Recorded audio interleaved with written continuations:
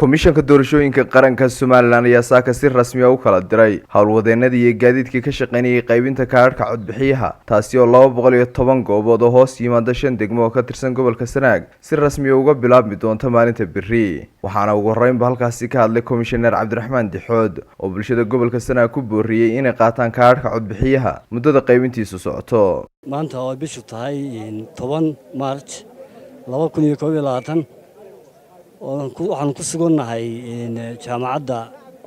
Sanaag halkan maanta waxaan ku kala diraynaa 210 goobood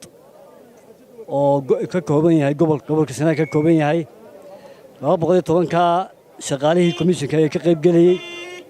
ciidamadii qalabka siday ee nabadgelyada ilaalinayay agabkii iyo kaararkii dadka loo qaybinayay maanta waxaanu qaybinaynaa kaararkii dadkii diiwaan geliyay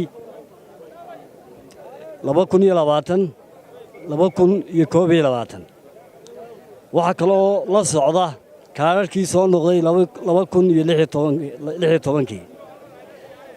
kaararkaasi waxay leeyihiin 40,000 iyo dheeraad oo gobolka Sanaag oo dhan ka kooban tahay Badhan Dhahar Ceelgaabo Ceelafweyn iyo Garaadag halkan waxa ka baxay ugu yaraan 200 oo gaari oo qaadi doona hadii la yiraahdo shaqaalaha iyo ciidamada iyo qalabkaba alaabtan kaararka marka dadweynaha waxaan ku wacyigelinaynaa oo nu sheegaynaa inay kaararkooda soo diyaar garoobaan inay si qof waliba kaarkiisa u helo uu tago goobtii uu iska diiwaan geliyay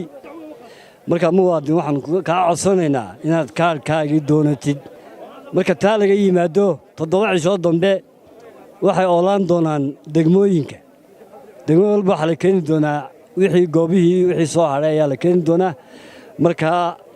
yaan laga habsaamin waxa iyaguna dhinacooda halkaasi ka hadlay mas'uul ku hadlayay afka xisbiyada qaranka iyo xubin ka tirsan gudida anshaxmarinta shaqaalaha komishanka doorashooyinka maanta waxa la idin farayaa dhamaantiin inaad si nabadgelyo ah oo nadiif ah oo hufan kaararkiina ku qaadataan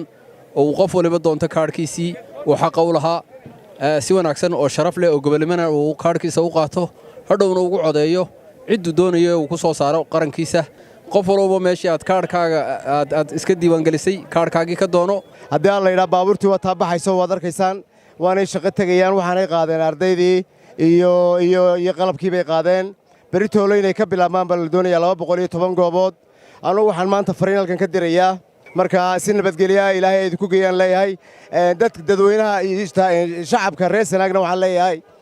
dhalinyarada idin timid ee hablaha iyo inamadaba leh soo dhaweeya waxaan kaloo kula dardaarmayaa oo leeyahay beritoolo subaxnimada kaar qaadashadu way bilaabmaysaa si wanaagsan safafka u gala kaarkiina qaata Yuunus Sheekh Axmed Star TV Ayrigaabo